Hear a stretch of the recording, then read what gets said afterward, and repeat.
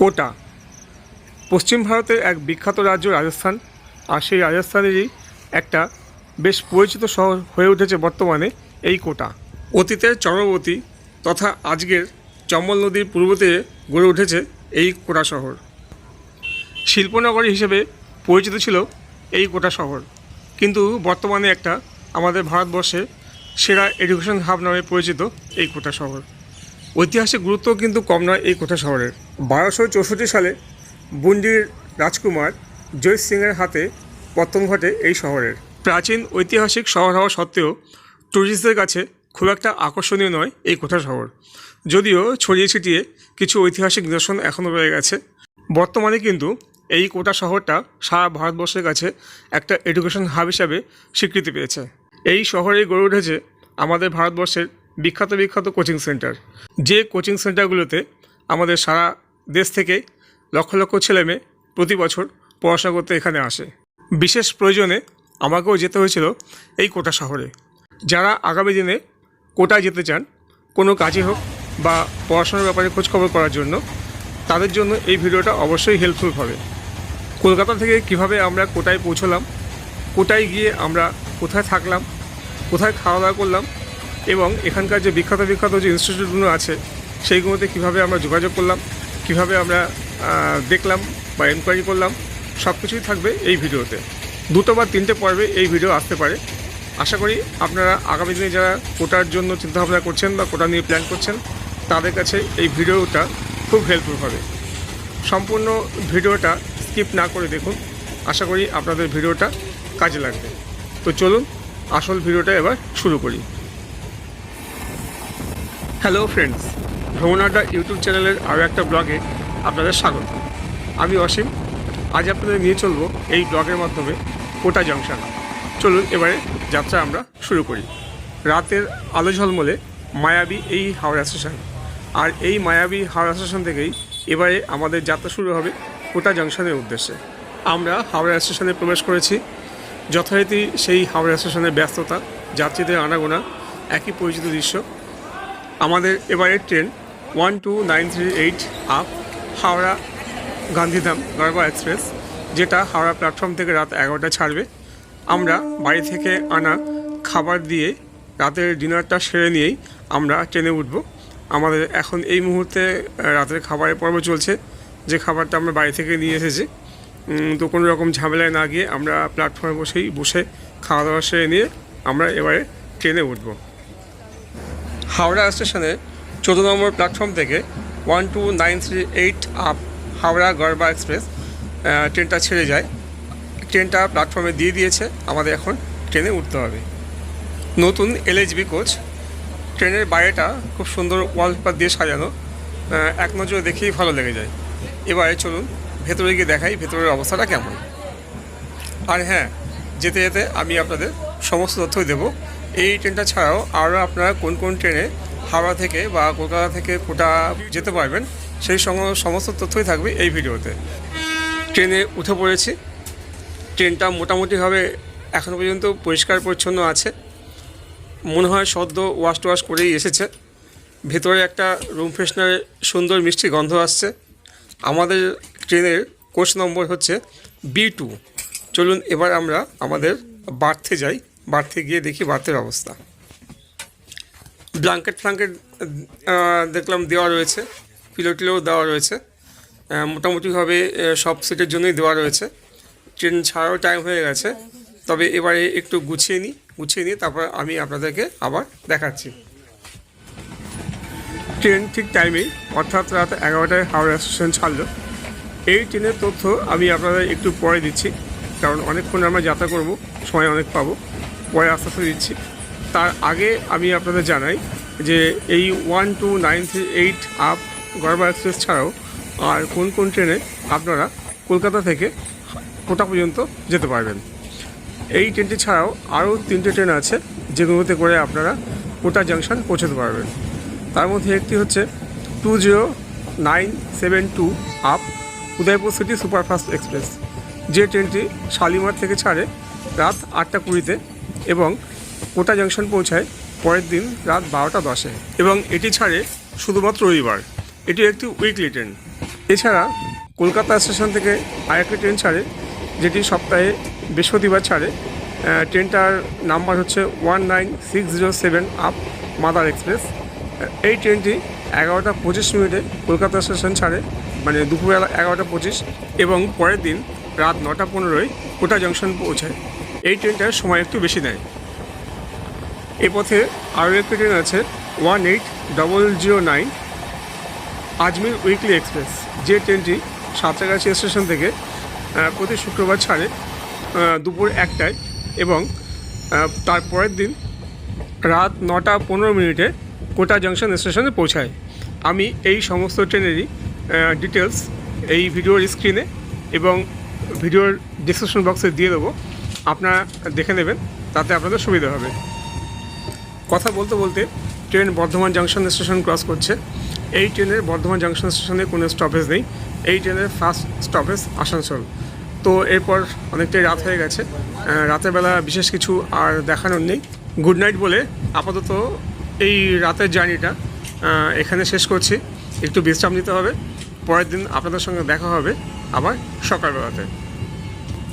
শুতে যাওয়ার আগে একবার একটু বাথরুমে যেতে হবে, আর সেই ফাঁকে আমি আপনাদের এই ট্রেনের বর্তমানে বাথরুমের কন্ডিশনটা একটু দেখিয়ে দিই, আপনাদেরও সুবিধা হবে। বাথরুমটা মোটামুটি পরিষ্কারই আছে, দেখতে পাচ্ছেন। এখানে একটা বেসিন আছে, নিচে ডাস্টবিন, কমোড এখন পর্যন্ত পরিষ্কার, বার টয়লেট, নতুন কোচ।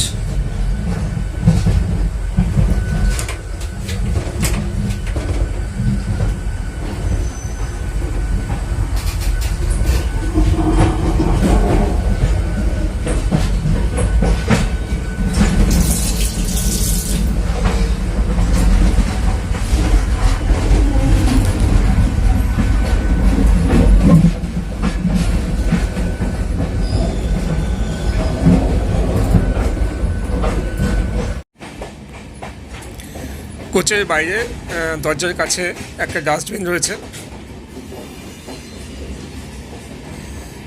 উল্টো দিকে একটা বেসিন, বেসিনের উপরে একটা আয়না, আয়নাটা পরিষ্কারই আছে।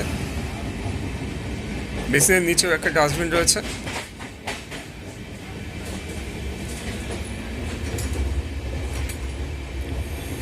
ভেতরের অবস্থা, ভেতরে এখনও ব্ল্যাঙ্কেট দেওয়ার কাজ চলছে। Good morning, good morning, good morning. ঘড়িতে এখন সকাল 6টা। ট্রেন এখন Gaya junction. Gaya junction station ছেড়ে দিয়েছে। শুয়েছিলাম, তাই ট্রেন থেকে আর নামিনি। ছাড়ার সময় গেটের কাছে দাঁড়িয়ে একটু ছবি তুললাম। ট্রেন তার নিজের ছন্দে ছুটে চলেছে। এই ফাঁকে আমি আপনাদের আমরা যে ট্রেনে যাচ্ছি এই ট্রেনের ইনফরমেশনটা এখন দিয়ে দিই। 12938 আপ হাওড়া গান্ধীধাম গারবা এক্সপ্রেস প্রতি সোমবার হাওড়া থেকে ছাড়ে রাত 11টায় এবং গান্ধীধাম পৌঁছয় তৃতীয় দিন দুপুর 2:25।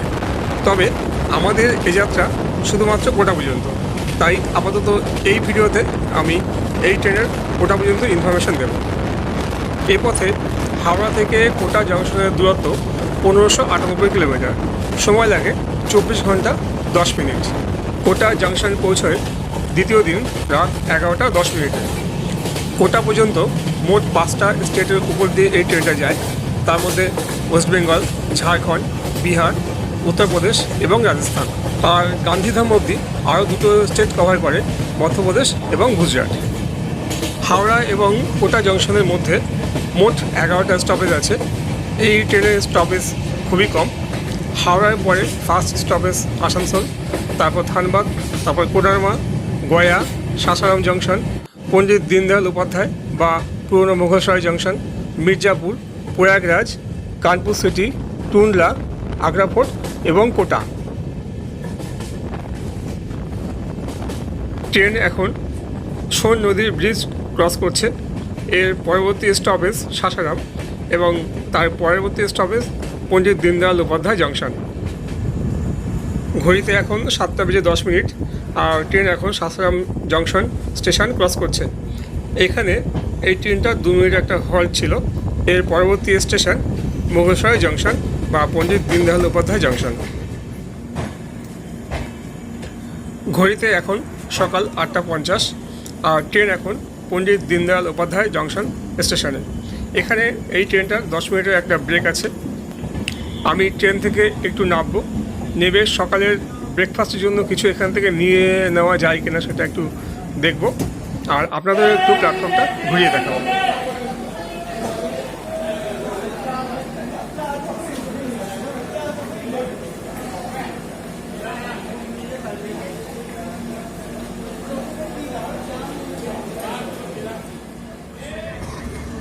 ট্রেন ঠিক টাইম মতোই পণ্ডিত দীনদয়াল উপাধ্যায় জংশন স্টেশন ছাড়লো।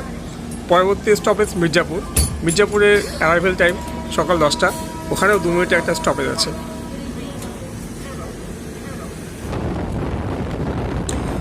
উত্তরপ্রদেশের সবুজ গ্রিনারির মধ্যে দিয়ে গরবা এক্সপ্রেস এগিয়ে চলেছে।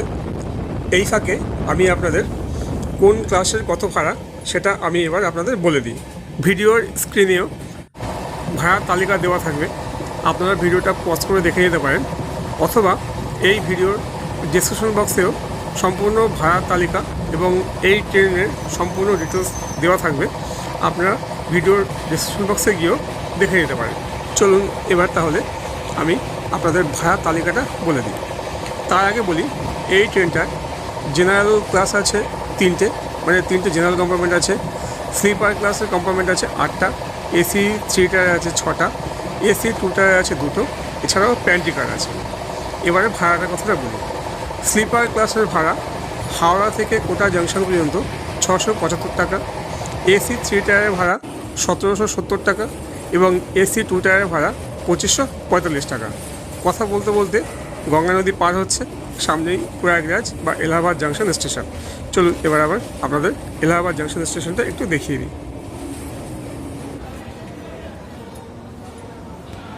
প্রয়াগরাজ স্টেশনে ট্রেন ঢুকছে। ঘড়িতে এখন 11:30 বাজে। এখানে 5 মিনিটের একটা হল্ট আছে। বিশেষ কিছু দেখানোর নেই। প্রয়াগরাজের জন্য আলাদা ভিডিও হবে যদি কখনও প্রয়াগরাজ ঘুরতে আসে তখন। লাঞ্চের টাইম হয়ে গেছে। প্যান্ট্রি কারে আমরা এগ কারি মিলের অর্ডার করেছিলাম, তো সেটা নিয়েও একটা গল্প আছে। সেই গল্পটা আমি আপনাদের একটু পরে বলি। তার আগে একটু ফ্রেশ হতে হবে, তাই এবারে একটু আবার বাথরুমে যেতে হবে। এবারে আমি আপনাদের যেটা বাংলা স্টাইলে যে বাথরুমটা আছে সেই বাথরুমটা একবার দেখিয়ে দিই, বা সেই বাথরুমের রিভিউটা দেখিয়ে দিই। আয়না রয়েছে দেয়াল জোড়া, এখানেও একটা কল আছে, একটা ওয়াশ মেশিন আছে, এখানে আছে হ্যান্ড ওয়াশ, কিন্তু হ্যান্ড ওয়াশের মধ্যে হ্যান্ড ওয়াশ নেই। যাই, এটা হচ্ছে বাংলা পেন, মগ আছে চেন দিয়ে পাপা, টর্নে আছে, ফসেট আছে, লিভার আছে, মোটামুটি ক্যান্টিন আছে। এদিকে দরজায় 3টে হুক আছে, লকিং সিস্টেমও ভালো। কথায় এই কোচের বাথরুমগুলো সত্যিই খুব ভালো।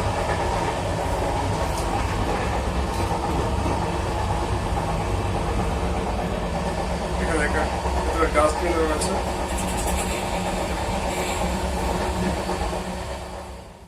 প্যান্ট্রি কার থেকে সিটে খাবার চলে এসেছে। আমরা এগ মিল অর্ডার করেছিলাম, যাতে দেওয়া হয়েছে ভাত, আলুর তরকারি, 2টো ডিমের তরকারি, একটা আচারের স্যাশে এবং একটা প্লাস্টিকের চামচ। এইবারে আসল গল্পটা বলি। প্যান্ট্রি কারের স্টাফ যখন খাবারের অর্ডার নিতে আসে তখন দাম জিজ্ঞেস করেছিলাম। এগ মিলের দাম বলেছিল 130 টাকা। যথারীতি আমি চ্যালেঞ্জ করি, তারপর বললো ঠিক আছে 90 টাকা করেই দেবেন। এবং খাবার দিয়ে যাওয়ার সময় ওরা কিন্তু দই দেয়নি। রাত্রেবেলা যখন পেমেন্ট দিতে এসেছিলো তখন বলেছিলাম দইটা কী হলো, তখন বললো আমাকে দইয়ের সাপ্লাই নেই। তাই বললাম দামটা, বললো দামটা ঠিক আছে আপনি যা দেবেন দিন।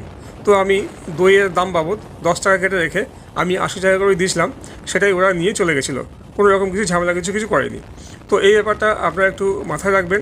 আইআরসিটিসির মেনু চার্টটা একটু দেখে নেবেন, দেখে নিয়ে ওদের কাছে বিল চাইবেন। বিল না চাইলে কোনো রকম পেমেন্ট করবেন না, দেখবেন ওরা সুর করে আসল দামটাই নিয়ে নেবে। এই ব্যাপারটা কিন্তু একটুখানি মনে রাখবেন। পরন্ত বিকেল, প্রয়াগরাজের পরের স্টেশন কানপুর সেন্ট্রাল। কানপুর সেন্ট্রালের পরের স্টেশন টুন্ডলা। আপাতত একটু বিশ্রাম নেব, তাই ভিডিওটা আপাতত কিছু দেখাচ্ছে না। তো চলুন এবারে টুন্ডলা গিয়ে তারপর আমি আপনাদের একটু দেখানোর চেষ্টা করব। আমরা এখন আছি টুন্ডলা জাংশন। টুন্ডলা জাংশন স্টেশনে ট্রেন দাঁড়িয়ে রয়েছে। ট্রেন এখন 20 মিনিট লেট। এর পরের স্টপেজ আগ্রা ফোর্ট। অস্তগামী সূর্য, আর অস্তগামী সূর্যের লাল আভায় পুরো প্রকৃতিটাই লালচে লালচে হয়ে গেছে।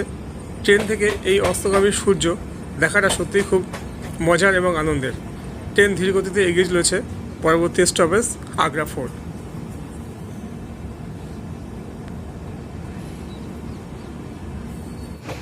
ট্রেন এখন আগ্রা ফোর্ট স্টেশনের আগে যমুনা নদীর ব্রিজ ক্রস করছে।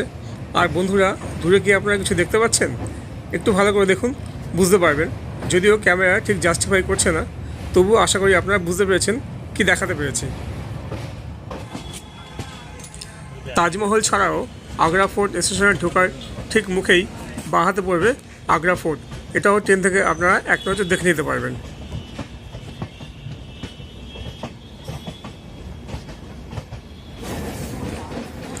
Agra fort station, arrival time 6টা 10।